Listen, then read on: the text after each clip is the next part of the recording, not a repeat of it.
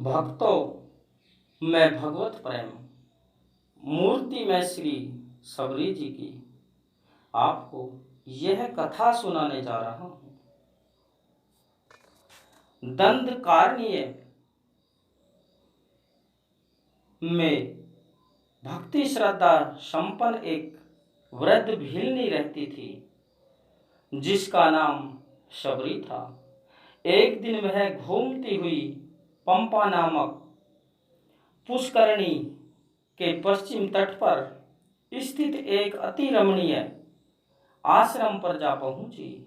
उस आश्रम में नाना प्रकार के जीव जंतु पशु पक्षी उस जगह रहते थे। उस जगह का नाम मतंग वन कहा जाता था। यह एक अति सुंदर जगह थी। वह आश्रम मतंग ऋषि का था। अनाथ सबरी ने मुनि के चरणों में सिर रख दिया और उनसे शरण मांगी। दयालु मुनि ने उसे शरण दी और भक्ति ज्ञान भी सिखाया। मतंग मुनि प्रभु भक्ति में सदा लीन रहते थे।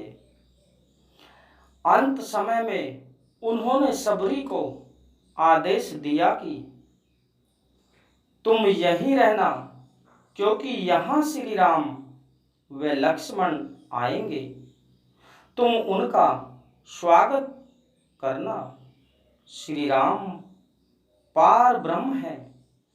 उनका दर्शन कर तुम्हारा जीवन सफल हो जाएगा।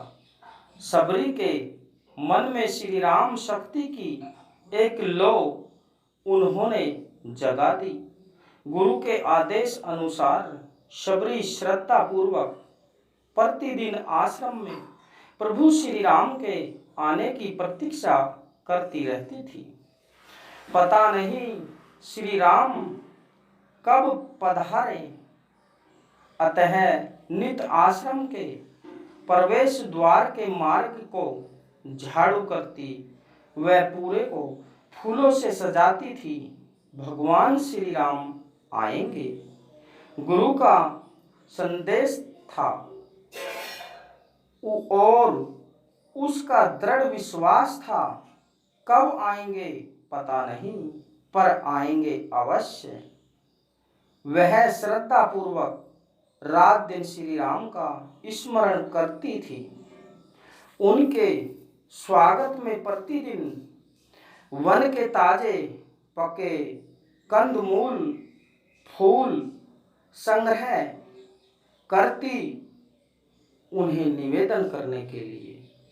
उसे विश्वास हो चला था कि प्रभु श्री राम लक्ष्मण सहित अवश्य आएंगे, क्योंकि गुरु ने उसे सब बता दिया था। आखिर वह दिन आ ही गया। प्रभु श्री राम लक्ष्मण सहित सीता की खोज करते हुए सबरी आश्रम में आ ही गए। सबरी सिद्ध तपस्वी थी। उसने उन्हें पहचान लिया और दोनों भाइयों के चरणों में लिपट गई। श्री राम ने सबरी का दोनों हाथ श्री राम ने सबरी को दोनों हाथ बढ़ाकर उठाया। प्रेम पूर्वक पूछा, हे चारुनी भाषिनी, तुमने जो गुरु की सेवा की वह पूर्ण होगी।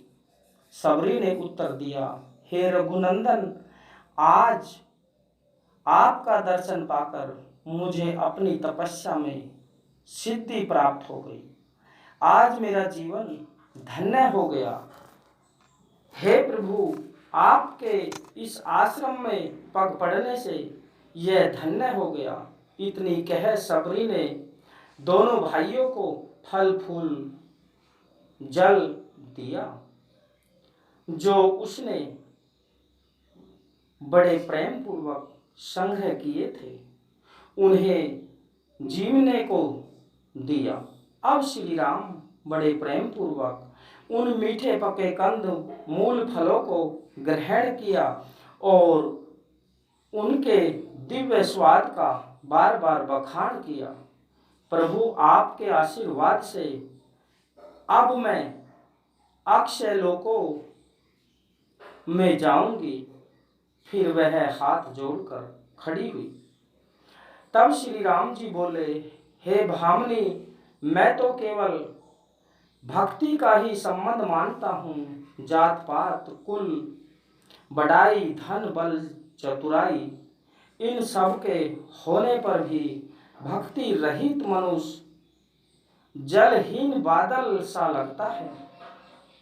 तुम्हारी अखंड भक्ति के फल स्वरूप तुम्हें मेरे दर्शन हुए, जिससे तुम सहज स्वरूप को प्राप्त करोगी। इसके बाद श्री राम जी जानकी के विषय में पूछने लगे। शबरी ने तब उन्हें पंपा सरोवर पर जाने को कहा। वहां सुग्रीव से आपकी मित्रता होगी। हे रघुवीर, वह सारा हाल बताएंगे। आप अंतर्यामी होते हुए भी मेरे से पूछ रहे हो। अब प्रभु को बार बार चरणों में शीश झुकाकर प्रणाम किया और अपने हृदय से श्री राम के चरणों में धारण किया। भक्तों, यह कथा यही संपूर्ण होती है। जय श्री राम, जय श्री राम, जय गुरुदेव। राधे राधे राधे।